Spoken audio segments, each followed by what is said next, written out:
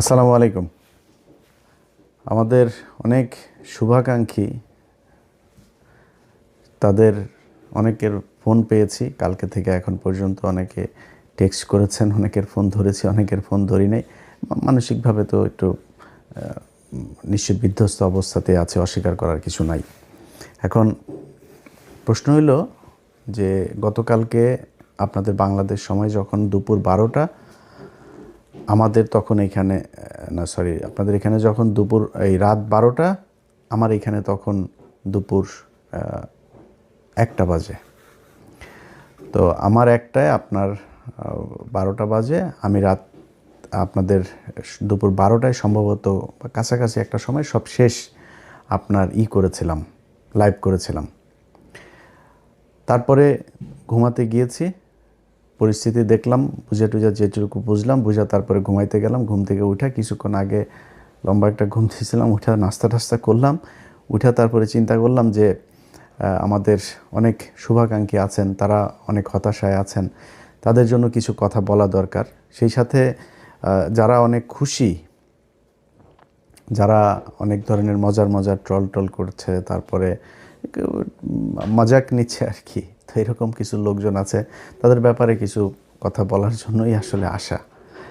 ধরেন আজকে একটা নির্বাচন হয়েছে, এটা কিন্তু 1973 সালে নির্বাচন না, বাংলাদেশের মানুষের চোখের সামনে একটা নির্বাচন হয়েছে। আপনারে মনে করার কোনো কারণ নাই যে আমরা এই দেশে ভেসে এসেছি, আমাদেরকে এই দেশের মানুষ চিনে না, আমরা এই দেশের মানুষ, আমরা কি বলতে চাই, কি বলেছে, কি বুঝাইতে চেয়েছে সেটা মানুষ বুঝে না, এটা মনে করার কোনো কারণ নেই। চোখের সামনে যা হওয়ার হয়েছে, যেটা হয়েছে, আজকে যেটা বলছি কালকে সেটাই বলবো, আগেও সেটাই বলেছি, ওই জায়গাতেই থাকবো। আপনার মনে করে লাভ নাই যে কালকে তারেক রহমানরে যারা গালাগালি দিয়েছে, লন্ডনে আছে, চেনে না, এখানে বসে আপনার এই বিরিয়ানির দোকান থেকে টাকা খায়া তারপরে তারা এখন যায়া এই ফেসবুকে পোস্ট মারে, নানান ধরনের মজা টজা করে। আরে বেটা, জামাত ইসলাম ফেল করেছে না পাশ করেছে, এটা দিয়ে আমার কোনো লাভও হবে না, আমার ব্যক্তিগত কোনো লসও হবে না। এই দেশের ক্ষতি হয়েছে। চোর, বাটপার, দুর্নীতিবাজ এরা যদি দেশ চালায়, সেই দেশ কোনো দিন ভালো চলবে না। অনেক মানুষই অনেকেই বলেন যে ভাই আপনি সরাসরি কেন বিএনপির বিরুদ্ধে হঠাৎ করে গেলেন, আপনি তো বিএনপির লোকই ছিলেন। ভাই আমি আওয়ামী লীগের সময় আপনাদেরকে একটা জিনিস বলেছে, আমার কিন্তু ভাই দুর্নীতি নিয়ে কোনো সমস্যা না। এই যে বিএনপিতে দেখেন না, আপনারা লেখা দিলাম যারা অনেক মজা টজা করছেন না, অনেক খুব ভাবসাব নিচ্ছেন, এমপি হয়েছেন। এবারটা এমপি হওয়ার উদ্দেশ্যটা কী রে তোর? তুই চুরি করার জন্য, জাস্ট চুরি করার জন্য এমপি হয়েছিস। উপর শ্রেণীর এই চোর, তোর সন্তান একটা এমপি, চোখ বন্ধ করে বলে দিবেন বিএনপি কিংবা আওয়ামী লীগের, চোখ বন্ধ করে বলে দিবেন ও যদি এমপির ছেলে হয় ও চোর। ওর পেটের মধ্যে পাড়া মারলে চুরির টাকা বের হবে, চুরির ভাত বের হবে, খাবার বের হবে। ও যে গাড়ি চড়ে সেটা চুরির টাকার, এই বাংলাদেশের জনগণের চুরির টাকার ওর বাপ এত টাকা বেতন পায় না যে ছেলেরে অস্ট্রেলিয়া, ইউকে, ইউএসএ সেখানে নিয়ে পড়াশোনা করায়। সব এমপিদের ছেলেমেয়েরা বিদেশে পড়াশোনা করে, সবার, একজনও বাদ নাই। কিছু হইলেই তারা বিদেশে টাকা পয়সা কেমনে পাঠাবে, পোলাপান্ডে কেমনে বিদেশ পাঠাবে, আর পাতলা পায়খানা, হাঁচি কাশি যাই হোক, তারা সিঙ্গাপুর, থাইল্যান্ডে গিয়ে ট্রিটমেন্ট নেবে। এটা কমন জিনিস। টাকাটা কোত্থেকে আসে?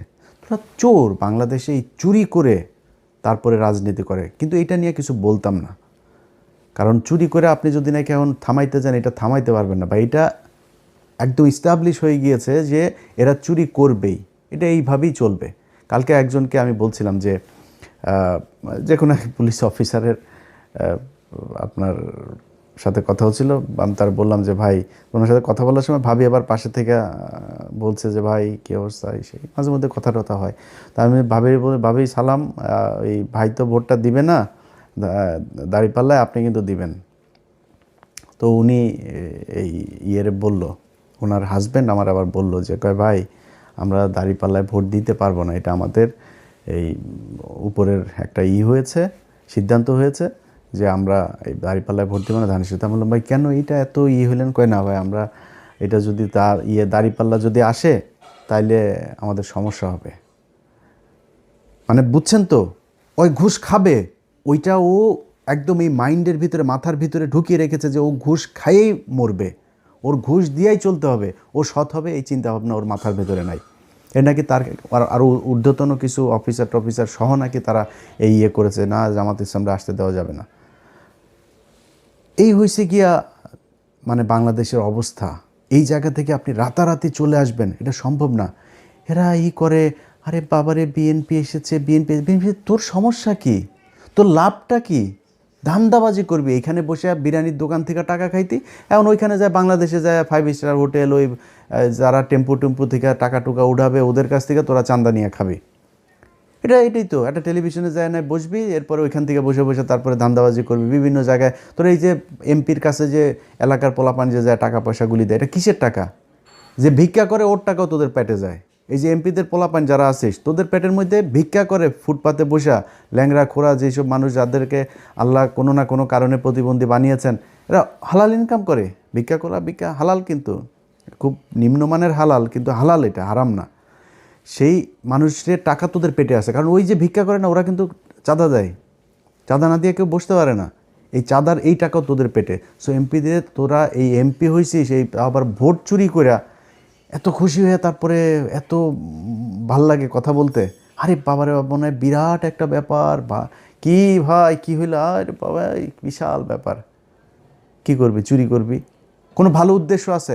একজন এমপি বল আমার, বিএনপির একজন এমপি আছে যার কিনা উদ্দেশ্য আছে আসলে দেশের এই করা, দেশের সেটা মারা। এরা এই যে কথা বলে দেশের মানুষের জন্য কিছু, আল্লাহর পর সালারা, তুই মানুষের জন্য যদি কিছু করতে চাইতি তো সম্পত্তি কমে? কোনো এমপির সম্পত্তি কমে জীবনে কোনো দিন? ওই এমপি হইলে ওর যদি 5 কোটির মালিক হয়, পরের বছর এই হলফনামার মধ্যে যাই করে। এই হইল গিয়ে অবস্থা। এই হলফনামাটা নিয়েও এই ইউনূসের সরকার এই শয়তানি করেছে। আওয়ামী লীগের সময় হলফনামাগুলো অনলাইনে দেখা যাইত। কয়েকদিন আগে এই নির্বাচন কমিশন আসার পরে হলফনামাগুলো সব বন্ধ করে দিয়েছে। বন্ধ করেছে কেন জানেন? 2018 সালে এইবারের অনেক বিএনপির প্রার্থীদের হলফনামা ওইখানে ছিল।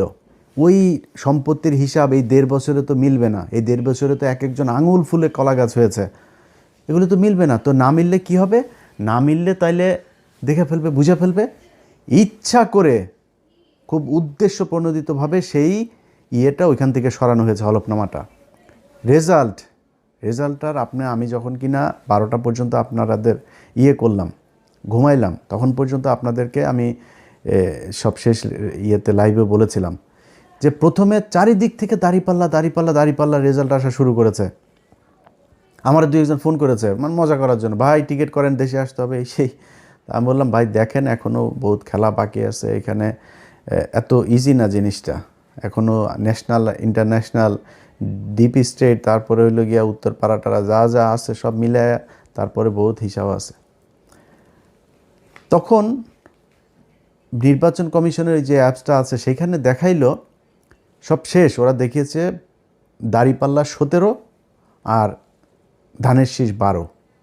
প্রথমে কিন্তু 5টা না 6টা সব দাঁড়িপাল্লা। এরপরে সব শেষ এসে দাঁড়াইলো হইলো আপনার দাঁড়িপাল্লা হইলো এই 17 আর ওরা 12।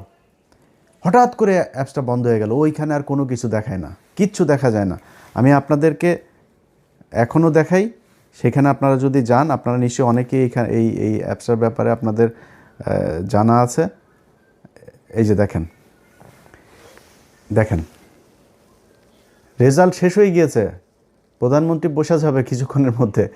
সেই দেশে এখন পর্যন্ত নির্বাচন কমিশনের এই চোরের বাচ্চাদের সাথে আমার সমস্যাটা কেন হয়েছে সেটা এই দেশের মানুষ হারে হারে টের পাবে। এই চোরের বাচ্চারা আসার পর থেকে, শুরু থেকে এরা জাউরামি শুরু করেছে। ইন্টারন্যাশনাল জাউরা একটারে নিয়ে বসাইছে ওইখানে। ন্যাশনাল জাউরাদের পাশাপাশি ইন্টারন্যাশনাল জাউরাও সেখানে বসেছে। সেই জাউরারা বসে তারপরে কি করলো, যারা ওদেরকে বসাইলো ওদের নাম দিল মব নাম দিয়া তারপরে করলো কি, ওদের দায় মুক্তি দিল। শুয়োরের বাচ্চা, দায় মুক্তি। শেখ হাসিনারে খেদাইছে, এটার দায় মুক্তি। এটা কি অপরাধ করছে যে ওর দায় মুক্তি দিব?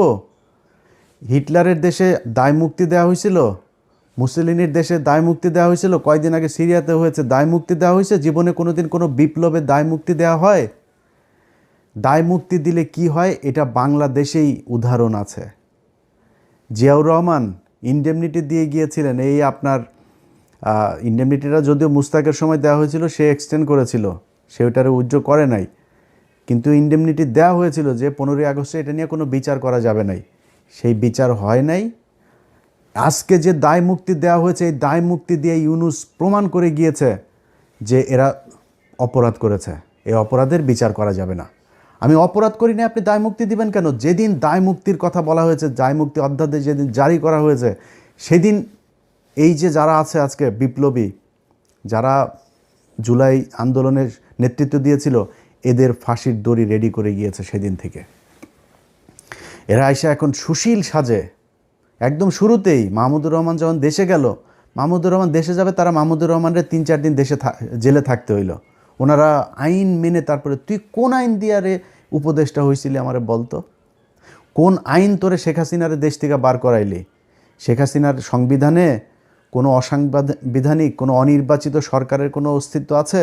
সেই সংবিধানের উপরে বসে তোরা চুপ করে রেখে দিছিস, তোরা আসিস এদের বিরুদ্ধে দায় মুক্তি অধ্যাদেশ দেশ। এই দায় মুক্তি দিয়া আমি আজকে আমার মানে আল্লাহ কতদিন বাঁচিয়ে রাখবে সেটা জানি না, সারা জীবন তো বেঁচে থাকবো না। আমার মৃত্যুর আগে হোক আর পরে হোক, আপনাদের একটা জিনিস বলে গেলাম, এই দায় মুক্তি দিয়া যারা এই হাসনাত, সার্জিস, নাহিদ, আসিফ, মাহফুজ, যারা যারা আছে না, এদের ফাঁসি একদিন এই দেশে হবে, হইতে পারে যদি এই দেশে আবার আওয়ামী লীগ ব্যাক করে। আর আওয়ামী লীগ যে ব্যাক করবে সেটা মোটামুটি গ্যারান্টি হয়ে গিয়েছে। আওয়ামী লীগ আপনি রাজনীতি এই দেশে করতে দিবেন, রাজনীতি করতে দেওয়ার পরে মনে করেন 10-15 বছর পরে আওয়ামী লীগ আসলো, আপনাদের এই বিচার করবে না? বিচার তো করার জন্য আপনি সুযোগ দিয়েছেন, আপনি বলেছেন আপনি অপরাধ করেছেন, সেটার দায় মুক্তি দেওয়া হয়েছে, দায় মুক্তি অধ্যাদেশটা বাতিল করে দিল। কি করবেন? 15ই আগস্টের ঘটনায় সব কটার ফাঁসি দেওয়া হয়েছে না? এই একই দায় মুক্তির অধ্যাদেশ করা হয়েছিল তো, তাই না? এই ইন্ডেমনিটি দিয়েই তাদের বাঁচিয়ে রাখা হয়েছিল, দেশ থেকে বের করে দেওয়া হয়েছিল। তারপরে জিয়াউর রহমান যদি সেদিন এই বিপ্লবীদেরকে দেশে রেখে তারপরে যদি সরকার পরিচালনা করত, সেই বিপ্লবী সরকার দিয়েই যদি পরিচালনা করতো, তাহলে জিয়াউর রহমানেরও মরতে হইতো না।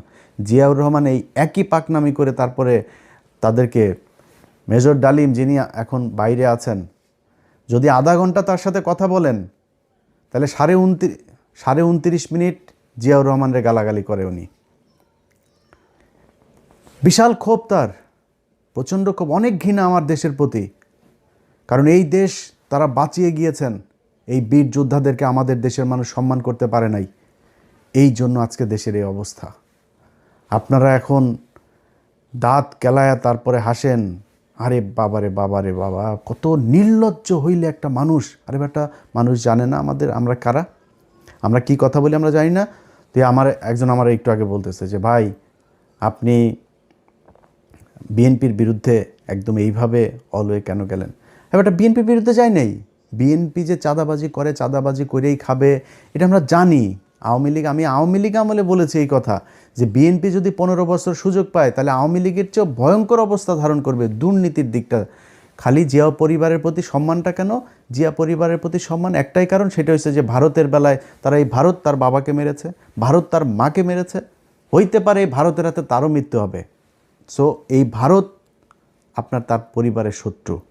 পারিবারিকভাবে তারা ভারতের বিরুদ্ধে সবসময় অবস্থান নিয়েছে, তাদের ভিতরে একটা দেশপ্রেম আছে, যেই কারণে আমরা এদের প্রতি একটা আমাদের সফট কর্নার আছে, তাদের প্রতি একটা সম্মান আছে। কিন্তু এখন দুর্নীতির কথার কারণে তো আমরা তার কাছ থেকে এই বিএনপির বিরুদ্ধে এইভাবে দাঁড়াইনি। কেন দাঁড়িয়েছি?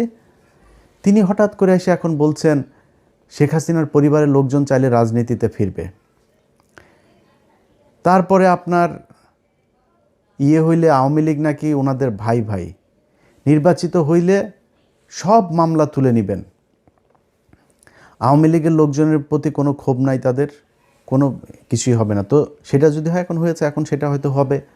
তো তাহলে তো এটা আমাদের সমস্যা। আমরা তো এই আওয়ামী লীগ আর ইন্ডিয়ার জন্যই তো আমরা এত কিছু করেছি। আমি যে আমার নিজের পরিবারের এই যে এতটা বছর নষ্ট করলাম, কেন? আওয়ামী লীগ আর ভারতের কারণে। আপনি সেই আওয়ামী লীগ তো মানে এটা সেপারেট কিছু না, Awami League itself India. So আপনি আওয়ামী লীগকে আনবেন আর ইন্ডিয়া আসবে না, বিষয়টা তো এরকম না। যেই কারণে আপনাদের পক্ষে থাকার কোনো সুযোগ ছিল না, এবং আজকে নাই, এখান থেকে ফিরে না আসলে সামনেও থাকবো না। আপনার মনে করার কোনো কারণ নাই যে ওই বিরানি আলমদের মতন আপনার 5 বছর আগে বলবো যে তারেক রহমান লন্ডনে কে যেন ওই যে ভাবসাব নিয়ে কথা বলছে না আপনার ওরা, এখন তারেক রহমানের পা চাটে। এটা ইলিয়াসরে দেওয়া হবে না, এটা আপনারে দেওয়া হবে। এই ইলিয়াসের পেটের মধ্যে হারাম ঢোকানো বহুত কঠিন জিনিস। সো ওইটা আপনাদের দেওয়া হবে। আপনারা হাসি খুশি তারপরে এখন খুব মজায় থাকবেন, মজা। এটা আপনারা জন্ম নিয়েছেন অসৎ পয়সা, হারাম টাকা, মানুষের কুকুরের মতো লাথি উষ্টা খায় তারপরে তার পায়ে চাপা ধরে বসে থাকার জন্য। আমাদের এই জন্য জন্ম হয় না। আল্লাহ যেন ওই রাস্তায় জীবনে কোনো দিন না নেয়। জীবনের সবচাইতে খুব খারাপ পরিস্থিতির ভেতরে দাঁড়ায়ও নিজের আদর্শ যেটা ওইটা ধরে রাখবো। এইটা সারা জীবন করব, আজকে করছি পরেও করব। জামাত ইসলাম আজকে হেরে গিয়েছে না, হারানো হয়েছে তাদেরকে। এই জামাত ইসলামের খুব খারাপ ভয়ঙ্কর পরিস্থিতিতেও ছিলাম, সামনেও থাকবো যতক্ষণ পর্যন্ত দেখব যে না এই লোকগুলি সৎ। আমার যদি আপনি এখন ইন্ডিয়ার বিষয়টা না আনতেন, আমি বিএনপির সাথে জামাতের বিষয়টা এইভাবে করতাম না। কিন্তু যেহেতু আমি নিজের চোখে দেখছি এই দেশের, এই ভারতের হাত থেকে আমার শত্রু, ভাই পৃথিবীতে আমার কোনো শত্রু নাই। আমার শত্রু একটাই, সেটা হচ্ছে ভারত। এই ভারতের বিরুদ্ধে যারা, ভারত যাদেরকে অপছন্দ করে, আমি তাদের দলে। সো তারা স্পষ্ট অবস্থান নিয়েছে। তারা সরাসরি বলেছে যে খালেদা পুত্র ভারতের সাথে সমঝোতা করে দেশে ঢুকেছে। তাদের পত্রিকা নিউজ করেছে। এই কয়েকদিন আগে তাদের এক মিলিটারি অফিসার, খুব ঊর্ধ্বতন অফিসার, রিটায়ার্ড, সে বলেছে যে যেদিন বলেছে যে দিল্লি না ঢাকা, ঢাকা ঢাকা, দিল্লি না পিন্ডি, ঢাকা ঢাকা ঢাকা, এই ঢাকা না পিন্ডি, ঢাকা ঢাকা, এটা যেদিন বলেছে সেই দিনই বিএনপি শেষ হয়ে গিয়েছে। সেদিনই বিএনপি ভারতের পক্ষে চলে এসেছে। মিলিটারি অফিসার বলেছে এই কথা। তো এর মানে হলো কি যে আপনার ভারতের সাথেও তাইলে নিশ্চয়ই কিছু একটা হয়েছে, আমরা তো সেটা এখনও জানি না সেই ঘটনা কি হইলো আসলেই কি। তো এই জিনিসগুলি আমরা দেখলাম সেই শুরু থেকে এখন পর্যন্ত। তো দেখে একটা নির্বাচন হইল, এবং সেই নির্বাচনের মধ্যে যদি নাকি মিনিমাম আপনাদের লজ্জাবোধ থাকতো বা সততাবোধ থাকতো, তাহলে নির্বাচন শুরু হওয়ার আগের থেকে 2 মাস ধরে যখন এই যে মানুষগুলোকে আপনার করা হচ্ছে, হুমকি দেওয়া হচ্ছে, ঘর থেকে বের হইতে পারবি না, ঘর থেকে বের হইলেই কিন্তু পা ভেঙে দেওয়া হবে, ভোট কেন্দ্রে ধানের শীষের লোক ছাড়া কাউকে যেতে দেওয়া হবে না, এই এই এই হুমকিগুলো দিয়েছে না। এই হুমকি দেওয়ার পরে বিএনপি থেকে কোনো ব্যবস্থা নেওয়া হয়েছে? তারেক রহমান দেশে যাওয়ার পরেও কোনো ব্যবস্থা নেওয়া হয়েছে? কিছুই করা হয় নাই। তাহলে ঘটনাটা কি দাঁড়াইলো? ঘটনা দাঁড়াইল আপনারা এরকম একটা নির্বাচন করেই ক্ষমতায় আসতে চেয়েছেন। সো এত ভাব মারার কিছু নাই তো। চুরি করে এসেছেন ক্ষমতায়, চুরি করে ক্ষমতায় দেখেন থাকেন। আল্লাহ যা করে ভালোর জন্য করে। যদি নাকি মনে করেন যে এই সামনের দেশ চালানোটা এত সহজ হবে, এত সুন্দর এক দেশ আপনাদের জন্য রেখে গেল এই বালের সরকার একটা, এটা মনে করার কোনো কারণ নেই। প্রতিটা পদে পদে টের পাবেন। আপনার যেই ভালোবাসার সাংবাদিকরা আপনাদের এখন আছে, সেই সাংবাদিকরাই বুঝাই দিবে, এরাই বুঝাই দিবে আপনাদেরকে কি জিনিস তারা। তারা সেই হাসিনার পাচাটা কুকুরগুলো এখন ওইখানে বসে আছে। তারা এখন আপনাদের খুব বিপদে পড়ে তারপরে পাটা চাটছে। কয়দিন পরে পা দুইটা ধাপ করে সরাই দেওয়ার পরে বিচিতে ধরে টান দিবে। বলে গেলাম এটা। তো এই হচ্ছে নির্বাচনের সার্বিক অবস্থা। আপনাদের যদি আমি চ্যানেল 24-এর ইয়েটা দেখাই, আপনারা দেখেছেন গণমাধ্যমের আজকের ভূমিকা। তারা প্রথম অবস্থায়, আমি সব শেষ ইয়েটা যখন করলাম, লাইভটা যখন করলাম, ধরেন তখন বাজে কয়টা, বাংলাদেশ সময় দুপুর 12টা বাজে।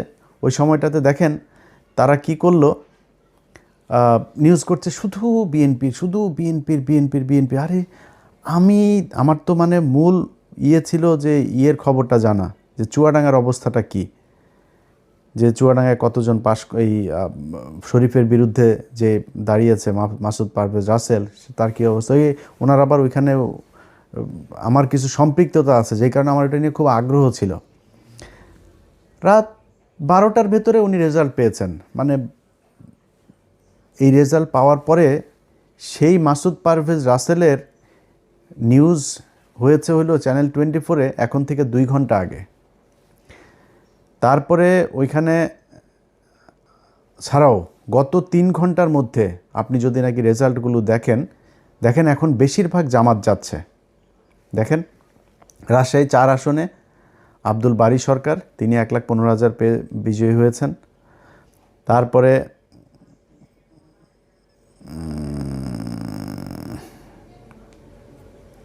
তারপরে ধরেন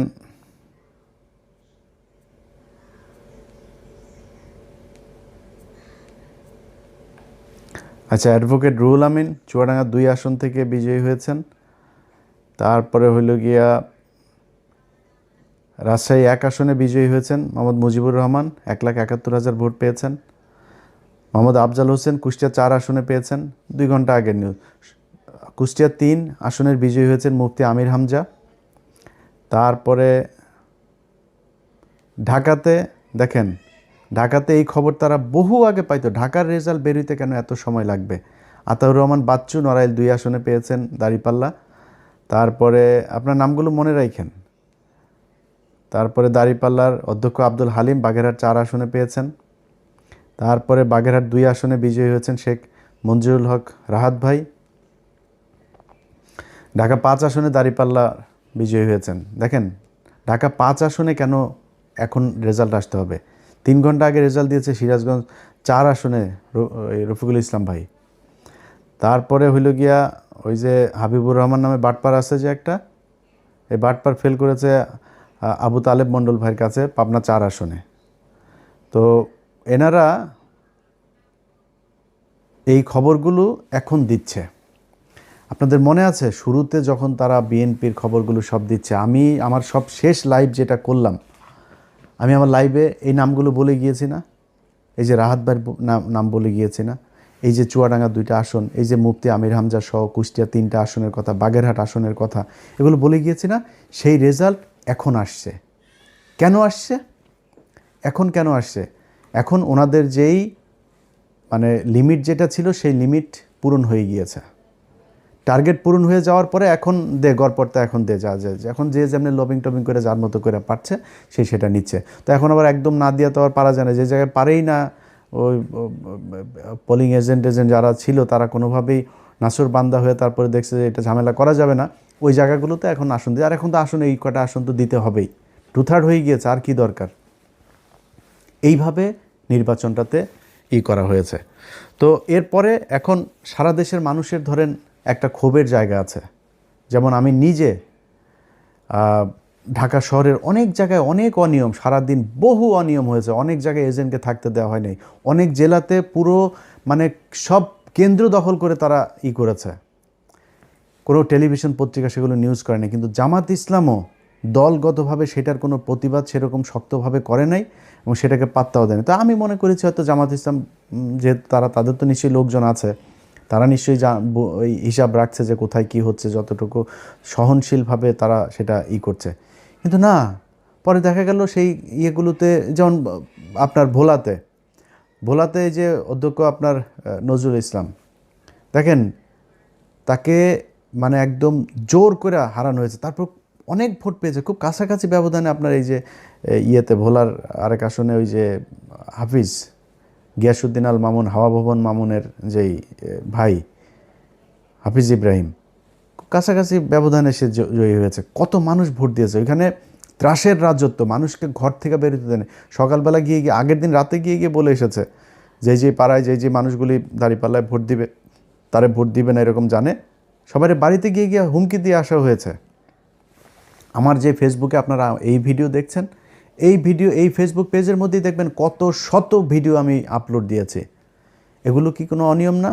কিন্তু জামাত ইসলাম আমি জানি না ওনারা এটার কোনো প্রতিবাদ করে নাই। এখন এই মুহূর্তে আমি আপনাদেরকে পাবলিক পারসেপশন শোনাই। মানুষ যারা আপনাদেরকে ভোট দিয়েছে, ভাই আপনারা এখন মাফ করে দিচ্ছেন, আপনারা এখন এটার নিয়ে কিছুই বলবেন না, কিছুই আপনাদের কোনো ক্ষোভ নাই, যা পেয়েছেন আলহামদুলিল্লাহ, এটা যদি বলেন। হ্যাঁ, আমি জামাতের যে বক্তব্য, সেই বক্তব্য হয়েছে যে ওনারা বলছেন যে ইলিয়াস আমরা কোনো ঝামেলায় যেতে চাচ্ছি না, আমরা যদি ঝামেলায় যাই তাহলে তৃতীয় পক্ষ এটার সুবিধা নেবে। ভাই তৃতীয় পক্ষের সুবিধা নেবে কোনো সমস্যা নাই, তাহলে আপনি সব মেনে নেবেন নাকি? আপনাকে তো প্রতিবাদটা করতে হবে, আপনাকে তো জানাইতে হবে যে আমরা ভোটটা এই কারণে আমরা মেনে নিচ্ছি, কিন্তু মেনে নিলেও আপনারা এই অন্যায়গুলো করেছেন, এটা ভবিষ্যতে আমরা মানব না, কিংবা এটার কি চাই একটু কথা তো বলতে হবে জামাতরে। কিন্তু জামাত সেটা বলে না, এটা জামাতের ব্যাপার, জামাত কি করবে। কিন্তু আমি শুরুর থেকে একটু বলি যে জামাতের সাথে যখন এই জোটটা হয়, এই জোটের সময় নানান দেন দরবার, একবার আসে যায় যায় আসে, এনসিপিও বিএনপির সাথে জোট বেঁধে ফেলে, এরকম অবস্থা আর কি, হুমকি দেয়, বুঝছেন। তো এরা 30টা আসন নিল। ভাই 30টা আসন কি মনে করে নিলেন আমার বলেন তো একটু। মামুনুল হক 20 আসন, তারা 50 আসন দিতে হবে। তারপরে এ গ্রেড প্রার্থী ওই যে রেজু ফজু চরমনার এই মাতালটা 150 আসন চেয়েছে, মানে ওনারে 150 দিতে হবে। জামাতের নেতৃত্বের জোটে জামাত 100 আসনে করবে, আর অন্যান্য যারা জোটের সঙ্গী আছে তাদেরকে বাকি 50টা। কি শিয়ালের ভাগ বুঝতে পারছেন। তাদের এ গ্রেডের 143টা প্রার্থী, সে এ গ্রেডের প্রার্থীর কই চাচা, আপনি নিজে 2 আসনে দাঁড়িয়েছেন, ভাবটা দেখেন তার। ধরেন দলের প্রধান আছে না, যেমন খালেদা জিয়া, শেখ হাসিনা, ওনারা যেমন দাঁড়াইতো, তারেক রহমানও 2 আসনে দাঁড়িয়েছেন। তো এই দলের প্রধান হইলে আবার 3টা 4টা, আমি জানি না এটা কেন করে, তো 3টা 4টা 5টা আসনে এরকম দাঁড়ায়, এটা আমাদের দেশের বোধহয় রেওয়াজ এরকম। তো উনি ওই ভাবটা ধরতে গেছে, উনি একা 2 আসনে দাঁড়িয়েছেন। ওরে বাবা রে বাবা, 2 আসনে দাঁড়িয়ে 2 আসনই উনি হেরে গিয়েছেন। কত বড় এ গ্রেডের ক্যান্ডিডেট আপনি, দলের প্রধান, আপনি বুঝেন। একটাও পায় নাই। বলছিলাম না, আরও অনেক দিন আগে বলছিলাম না, এই 2টার একটাও পাশ করবে না, একটাও পাশ করে নাই। 143 আসন কই, চাপ দিয়া জামাতের কাছ থেকে নিতে হবে। এই একই চাপ দিয়া যখন চরমনায় চলে গেল, মামুনুল হক হুজুর সেই চাপটা দিয়া এই সুযোগটা কাজে লাগায় কতগুলি আসন নিয়ে নিল। ভাই আপনার সবগুলি আসনে এই যে এনসিপির পোলাপানগুলো, তাদের একটারও টাকা পয়সা নাই তো, এদের জামাতের টাকা পয়সা দিয়া তারপরে বিভিন্ন মানুষজন তাদের সাহায্য সহযোগিতা করে তারপরে তাদের নির্বাচনের খরচটা যোগাইল। তা আপনার তো নাই, আপনি 30টা নিলেন কেন। এদের অনেকেই আছে যারা টাকার অভাবে অনেক সমস্যায় পড়তে হয়েছে। তা আমি নিজে যতটুকু পেরেছি, এরে ওরে না তারে বলে টোলে এরকম আমি নিজে থেকেও বলেছি অনেককে, এরা হয়ে যায়। তারপরে জামাত ইসলাম তো তাদের সহায়তা করেছেই। তো এইভাবে তো আপনি 30 আসন নিলেন কেন। এই যে চুয়াডাঙ্গা 1 আসনে, এটা আমার ইস্যু। আমি এই শরীফকে নিয়ে 15 মিনিটস করেছিলাম। বিশাল চাঁদাবাজ, ধর্ষক, একটা মেয়েকে ধর্ষণ করে, তারে ভুয়া বিয়ে করে তারপরে শারীরিক সম্পর্ক করে মেয়েটারে তারপর ছেড়ে দিছে। সেই মেয়েটা যখন তারা চাপ দিছে, তারা মাদকের আসামি বানায় জেলখানায়, এখনও জেলে আছে সেই মহিলা।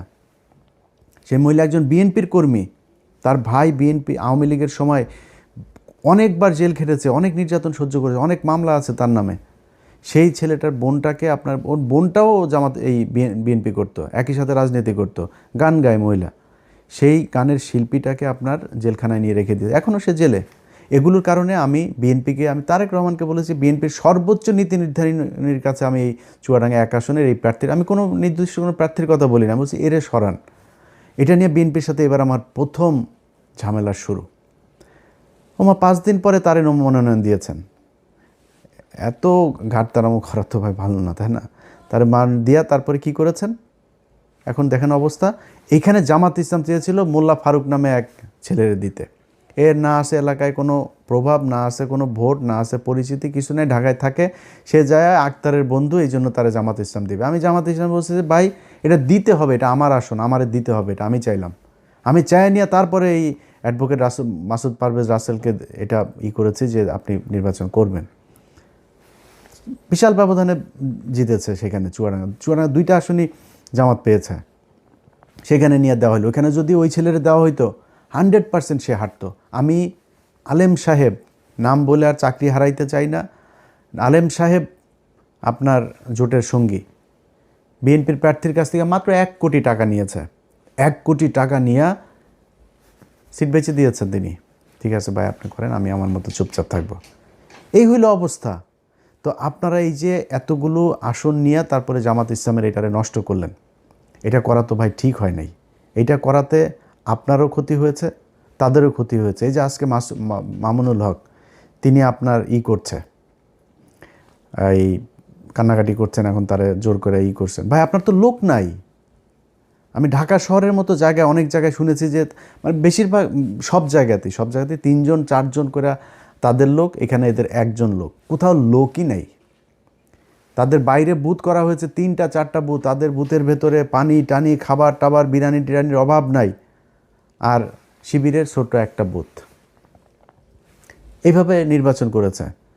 আপনার তো লোক নাই, আপনি যে দাঁড়াইলেন, আপনার কিছু টাকা পয়সা লাগবে না, আপনার লোকজন লাগবে না যারা কিনা সবগুলো কেন্দ্রে পাহারা দিবে, এটা পারেন নাই, যে কারণে সমস্যা হয়। সব জায়গায় ছড়ায়া ছিটায় না করে 2টা আসন নিতেন, 5টা আসন নিতেন, নিয়ে আপনার লোকগুলির সব এই 5 আসনে কাজে লাগাইতেন, তাহলে রেজাল্ট পাইতেন। আপনি তো করেন নাই সেটা। আপনাকে মানুষ ভোট দিয়েছে, ভোট আপনারে দেয় নাই, ভোট এই ধানের শীষের বিরুদ্ধে মানুষ ভোট দিয়েছে। এবার নৌকারে যেভাবে ঘৃণা করেছে, এবার ধানের শীষে 1.5 বছরে মানুষ ওই ঘৃণা করেছে, করে আপনাদেরকে ভোট দিয়েছে। এই দেশের মানুষের দোষ দেওয়া লাভ নাই। আপনাদের ভোট দিয়েছে, আপনারা সেই ভোট গণনা করে সেই রেজাল্টটা আপনারা ঘরে আনতে পারেন, এটা আপনাদের ব্যর্থতা। তারপরেও মন্দের ভালো হইল, এই দেশের মানুষ ভালো আর মন্দের মাঝখানে যেই দেয়াল, সেটা তারা চিনতে শিখেছে। যারা কিনা ভাবসাব মাইরা এখন মনে করেন ইনমিন কইরা তারপরে পারফিউম মেয়েরা সরকারি গাড়ি নিয়ে সংসদে যাবে, ভাই পেটটার মধ্যে, আপনার বাচ্চার পেটটার মধ্যে পাড়া দিলে ঘুষের টাকা, চুরির টাকা, পাবলিকের চুরির টাকা আমি আপনার ঘরে, তো ভাব ছুতান কেন? আপনারা চুরি করে তারপরে এমপি হইছেন, চোরের মতো থাকবেন, তো ভাব মারার কিছু নাই। তো এই চোরেরা যে চোর, সেটাও বাংলাদেশের মানুষ দেখেছে, আপনাদেরকে দেখায় রাখলাম।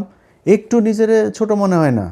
যারা মনে করে বোধহয়, আমি আমার ইয়েতেও দেখলাম, আমার এই কি বলে ফেসবুকের লাস্ট যে পোস্ট ছিল, সেখানে আমি দেখলাম অনেকে কমেন্ট করেছে, কিরে তুই কই হারাই গেলি কেন? এবার আমি কি চুরি করছি? আমি চোর, আমার পেটে ঘুষের টাকা, আমার পাশে পেটের মধ্যে চুরির টাকা, তোর বাচ্চাদের পেটের মধ্যে এখন সরকারি গমের টাকা যাবে, সরকারি চালের টাকা যাবে, ভিজিএফ কার্ডের টাকা যাবে, ফ্যামিলি কার্ডের টাকা যাবে তোর সন্তানদের পেটের মধ্যে, তোরা খাবি এগুলি। আমি কেন লজ্জা পাবো রে? আমার লজ্জা পাওয়ার কি আছে? আমার মানুষ ভোট দিয়েছে, তোরা চুরি করেছিস, ভিডিও আছে সব জায়গার। মনে করেন যে আপনারা এখন ওনারা বলতে পারে যে ভাই সব জায়গাতে হয় নাই, সব জায়গাতে হয় না, এটা আপনারা বললো আগে, প্রতিটা আসনে হয়েছে, ইচ অ্যান্ড এভরি কনস্টিটিউয়েন্সি, কিন্তু যেটা হয়েছে কোনো জায়গায় কম হয়েছে, বেশি হয়েছে। এখন আপনি মনে করেন যেই জায়গাগুলোতে আপনারা করলেন, দেখলেন, আপনার দল থেকে বলা হয়েছে যে এই জায়গায় আমরা চুরি করে জিতছি, ভাই এই জায়গায় চুরিটা একটু বেশি হয়ে গেছে, আরবার নির্বাচন করব, বলছেন নাকি এখন পর্যন্ত? এই যে 2-3 মাস ধরে আপনার হুমকি দেওয়া হচ্ছে, ভোট কেন্দ্রে যাইতে দিবে না, ভোট কেন্দ্রে গেলে হাত পা গুঁড়া করে দিবে, তাদের বলা হয়েছে নাকি এই তোমার দিব না, নির্বাচন করতে দিব না? এই চুয়াডাঙ্গার কালকের দিনের ঘটনা, ভোট চলাকালীন সময়, আমার পেজে যায়েন ভাই, সব আছে এখানে। চুয়াডাঙ্গার প্রার্থীর ভাই শরীফুজ্জামান শরীফের ভাই টরিক, সে এক ভোটারে বলছে, কয় তোরা ভোট দিতে যাবি না, ভোট দিতে যাইতে দেবে না, কয় তোরা দাঁড়িপাল্লায় ভোট দিবি জানি, তোরা ভোট দিয়ে যাবে না। আর শোন, ভোট দিতে যেও লাভ নেই, কারণ হচ্ছে গিয়ে ওই যে দাঁড়িপাল্লায় ভোট দিলে ওইটা ধানের শীষে কিন্তু পাশ করবে। দেখেন আমার পেজের মধ্যে যায় দেখেন, গেলে এখানে পাবেন, সব কিছু আছে ওই জায়গায়। এটা হয়েছে, এইভাবেই নির্বাচনটা হয়েছে।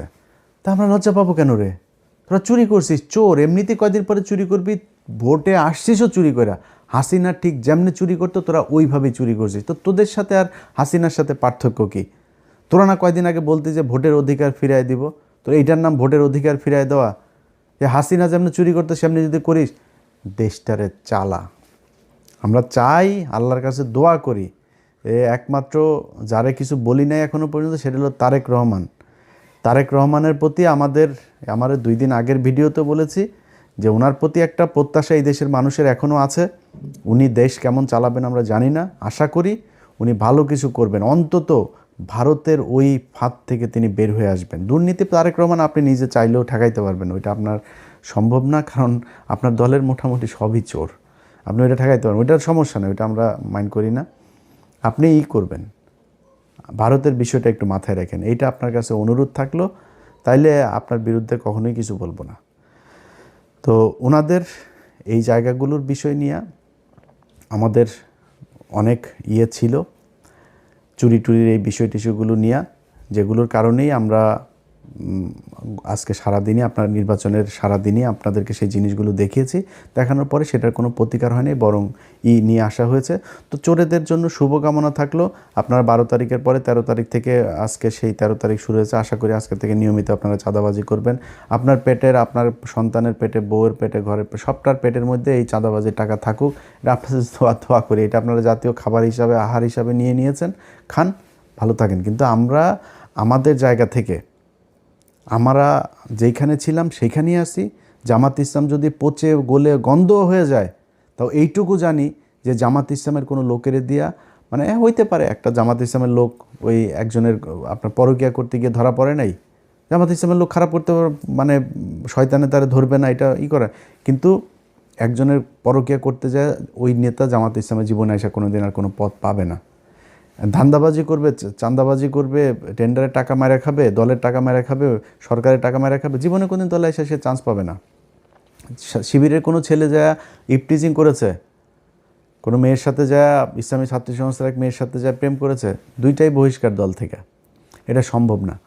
কিন্তু আপনার অন্য দলের ক্ষেত্রে সেটা একদম খুব নর্মালি এই জিনিসগুলো নিয়ে যাওয়া হয়, যেই কারণে তাদের প্রতি একটা ভালোবাসা থাকবে সবসময়। বিশ্বাস করি জামাত ইসলামকে যদি আল্লাহ সুযোগ দেয়, জামাত ইসলাম এই দেশে ক্ষমতায় আসবে, এবং যেদিন ক্ষমতায় আসবে সেদিন এই দেশের চেহারা পাল্টে যাবে। এবং সেইটা বাংলাদেশের মানুষ এইবারই চেয়েছিল, হইতে দেওয়া হয় নাই। সময় আছে, সামনে হবে, না হইলেও সমস্যা নাই। যদি 10,000 বছর না হয় সমস্যা নাই তো। আমি কি মানে আমার চোখের সামনে আমি মানে জল জল করে আমার যদি আপনি দাড়িপাল্লার ধানের শীষ দাঁড় করায় দেন, হয়তো এখন যেভাবে বলি এভাবে বলতাম না, আমি জীবনে ভোট দিতাম নাকি ধানের শীষের। আমি মানে দুইটারে যদি আপনি এক জায়গায় আমার বলেন যে দুইটার কারে ভোট দিবা, আমি দিব। কারণ গত 1.5 বছরে তো আমরা দেখলাম আপনাদের প্রতি যেই ভালোবাসা ছিল, এই 1.5 বছরে আপনারা এত তাড়াতাড়ি যে অমানুষ হয়ে যাবেন, চাঁদাবাজ হয়ে যাবেন, এটা তো বুঝতে পারি নাই ভাই। কয়দিন আগে জেল খেটেছেন, এই নির্বাচনে আজকে এমপি হবেন, এটা চিন্তা করেছেন? অনেকের জেলখানায় ফাঁসি হইতো। এই যে আজকে বাবর ভাই, ওনার ব্যাপারে আমি ওনার লোকজন চাঁদাবাজি করে কিনা আমি জানি না, কিন্তু বাবর ভাই আজকে ওনার ফাঁসি হওয়ার আসামি উনি এখন আজকে এমপি বানিয়েছেন আল্লাহ ওনাকে। আমি জানি না উনি জিতেছেন কিনা, যদি হয়ে থাকেন আমি চাই উনি এমপি হোক, আল্লাহ ওনাকে জেতাক। উনি কই ছিল? এইটুকুতেই ভাই সন্তুষ্ট হওয়া দরকার ছিল। আপনি জামাত ইসলামের কি হারানোর কিছু আছে নাকি রে ভাই? জামাত ইসলাম কি যায় দলে যায় চাঁদা খাবে? জামাত ইসলাম ওইখান থেকে যায় ইনকাম করবে? জামাত ইসলাম যেইটা করতো জামাত ইসলাম এখন ওইটাই করবে। জামাত ইসলামের হারানোর কিছু আছে? ওরা এই গত 15 বছরে যে নির্যাতন সহ্য করেছে, ওদের আবার কি? ওদের নিষিদ্ধ করে রাখা হয়েছিল, একদম নিষিদ্ধ জঙ্গি গোষ্ঠীর মতো আচরণ করা হইতো ওদের সাথে। সেই দলটা আজকে যেখানে এসেছে, এটা ওদের জন্য বিশাল ব্যাপার। এনাফ ওদের জন্য। ওরা কিছু হারায় নাই, এই দেশের মানুষ হারিয়েছে। আমার আজকে যদি জিজ্ঞেস করেন যে ভাই আপনার কেমন, আপনার কি সমস্যা, আপনার কি হইলো, আপনি কতটুকু ভাই আপনার তো হয়ে গেল, আমার কিছু লস হয়নি ভাই।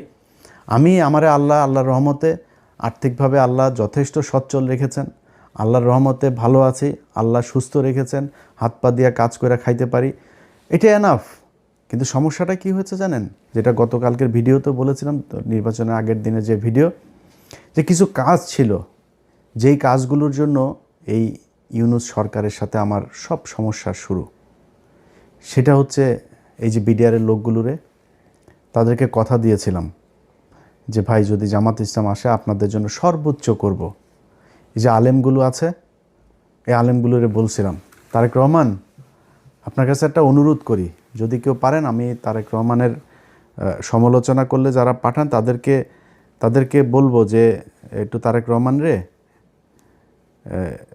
ওগুলি না দেখে এটা ওনারে বললেন যে একটু 2 মিনিটের জন্য একটু খোঁজটা নিতে। আমি জাস্ট আপনাদের ক্লু দিয়ে দেই। দেখেন,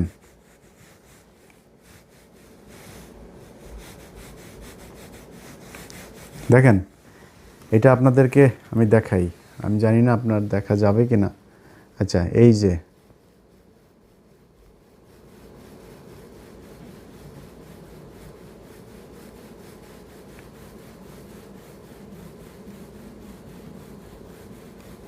দেখেন কত লম্বা জিনিস।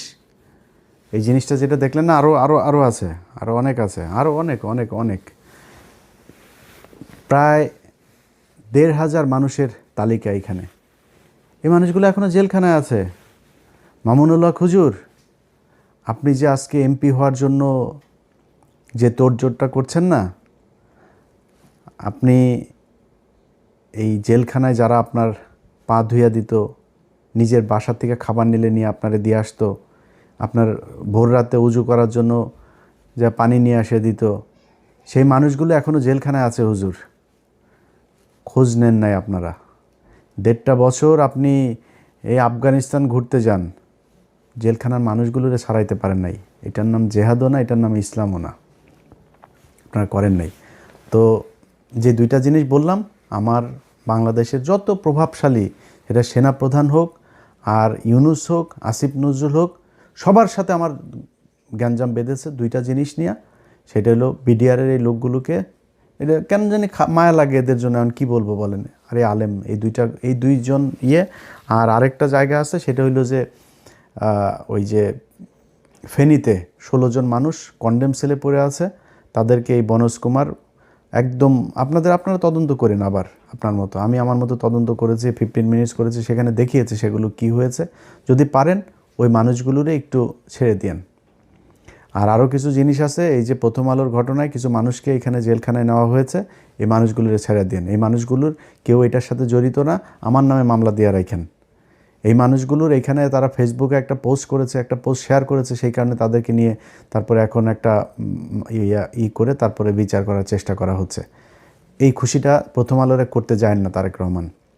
আপনার আজকে যত সাংবাদিকরা আপনার পায়ের নিচে আপনার জিভ দিয়ে আপনার পা চাটছে, এরা সবাই আপনার বিরুদ্ধে ছিল, সবাই। এখানে এই বাংলাদেশে এমন একজন সাংবাদিক নাই যে সাংবাদিক, আমি সাংবাদিক খুব ছোট একটা সাংবাদিকের আপনার জন্য এই গত 6 বছরে যতটুকু আমি নিজের ক্ষতি করেছি এটুকু কেউ করে নাই। এই 6 বছর আপনি আজকে আপনারা যেমন কথা বলছি না, এই 6 বছরে এমন কথা বলি নাই কোনো দিন। কারণ আপনারে এই 6 বছরে আপনারা যে নির্যাতন সহ্য করেছেন, এই নির্যাতনের এই সময়টাতে আপনি আমার কিছুই করতে পারতেন না আপনার বিরুদ্ধে কথা বললে। কোনো দিন বলি নাই, কোনো দিনও বলে একটা সিঙ্গেল ওয়ার্ডও আপনি আমার দেখাইতে পারবেন না। আজকে পরিস্থিতির কারণে কিছু সমালোচনা করি, এগুলো নিলে আপনার ভালো হবে। কারণ হলো যে এই যারা আজকে পাঁচাটে, এই পাঁচাটা বাহিনী 2 দিন পরে রাতারাতি বের হয়ে যাবে। আর আরেকটা অনুরোধ আপনার কাছে করে যাই, জীবনে কোনো দিন আওয়ামী লীগকে নিয়ে আসার চেষ্টা করেন না। আওয়ামী লীগকে যদি নিয়ে আসার চেষ্টা করেন, আপনার দল থাকবে না। কেন থাকবে না জানেন? জামাত ইসলাম কিন্তু পেছনে যাবে না।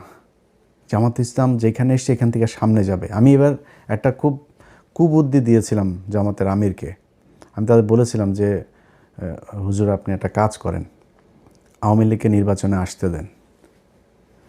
আওয়ামী লীগের নির্বাচনে আসলে আওয়ামী লীগ জামাতের ভোট কাটতো না, আওয়ামী লীগ আপনাদের ভোট কাটতো। যে হিন্দুদের ভোট পেয়েছেন, হিন্দুদের ভোট তো রিজার্ভ ভোট, এটা আওয়ামী লীগের জন্য, এটা আপনারা পাইতেন না। আওয়ামী লীগের নিজস্ব ভোট অনেক পেয়েছেন আপনারা, সেটা আপনারা পেতেন না। আমি এই বুদ্ধিটা কিন্তু দিয়েছিলাম, কারণ আমি জানি যে আপনারা তো করবেনই। আমি তারা বলেছিলাম যে বিচার যাদের নামে আছে, মামলা টামলা আছে, তাদের বিচার করেন, বাট আওয়ামী লীগকে আসতে দেন। সামনে আওয়ামী লীগকে আনতে দিবেন না।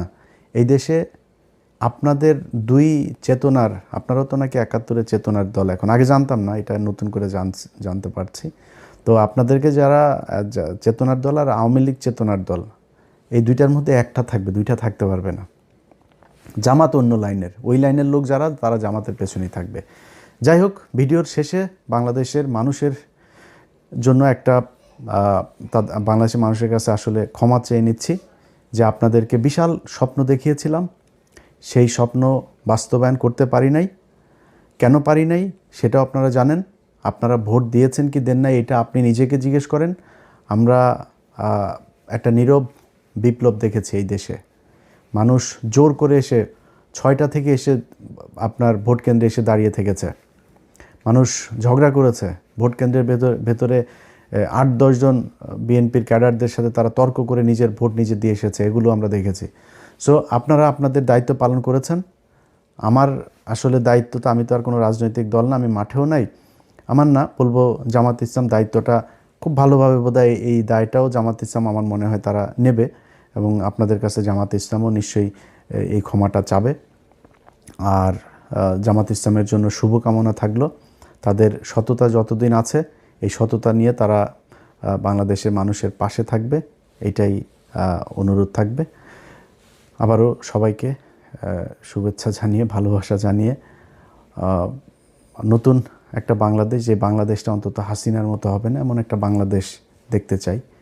এই বিএনপি তো আজকে হয়তো নির্বাচনের কারণে বিরোধিতা করেছি, তো এই বিএনপি তো আজ থেকে 1.5 বছর আগেও তো তারা আমার খুব আত্মার লোক ছিল, তাই না? এদের মধ্যে অনেক মানুষ এখনও আমাকে ভালোবাসেন। তো তারা দেশ চালাবে, আশা করি হাসিনার মতো সেই জঙ্গি খেলা, সেই ভারতের সাথে স্বামী স্ত্রীর সম্পর্ক এগুলো যদি না করে, তাদের সাথে সম্পর্ক খারাপ থাকবে না মনে হয়। নির্বাচন যদি আবারও আসে 5 বছর পরে, নির্বাচনী প্রতিদ্বন্দ্বিতা করতে গেলে আবারও জামাত ইসলাম যদি নির্বাচন করে, আবারও জামাত ইসলামের পক্ষেই থাকবে। আগেই বলে রাখি, এটা আর মনে করেন আমি আবার বিরিয়ানির দোকানের ওই মাল না, কিন্তু আমি ওই মাল টাকা দিয়ে 2 দিন পর পর পা চাটাইতে পারবেন, আমি ওই জিনিস না। আবার নির্বাচন সামনে আসলে আবার ওই জামাত ইসলামের পক্ষেই থাকবো। যদি এই 5 বছর দেখি আপনারা ভারতের ব্যাপারে সুন্দর পদক্ষেপ নিয়েছেন, করেছেন, তাহলে যে কোনো দিন আবার আপনাদের প্রশংসা করে কথা বলবো, আমার কোনো সমস্যা নেই। আমি কারোর কাছে দায়বদ্ধ না ভাই। জামাতের থেকে বের হয়ে আপনার বিএনপির পক্ষে কথা বলবো, আর জামাত আমার টাকা পয়সা দিয়ে তারপরে আমাকে করেছে, তাদের দলে নিয়েছে, তারপরে তার টাকা পয়সা দেওয়ার ওই ফুটেজ বার করে দিবে, ভাই ওগুলি তো করি নাই কারোর সাথে, আপনার সাথেও করিনি, তাদের সাথেও করিনি, কারোর সাথেই করিনি। সো আমি কারোর কাছে দায়বদ্ধ না। আমার একটাই পরিচয়, একটাই, আমি এন্টি ইন্ডিয়ান।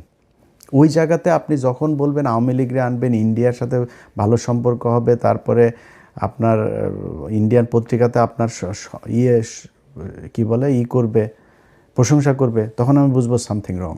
তখনই আপনার বিরুদ্ধে আমি কথা বলবো। আদারওয়াইজ সব কিছু ঠিক আছে, চালায় যান। চুরি করে ক্ষমতায় এসেছেন, দেখেন দেশটা মোটামুটি চালান। অবস্থাও ভালো না, অর্থনৈতিক অবস্থাটা খুব একটা বোধহয় ভালো না। ঠিকঠাক মতো চালায়েন, এটাই চাই। 5 বছর পূর্ণ হন, ইনশাল্লাহ কথা হবে আবারও।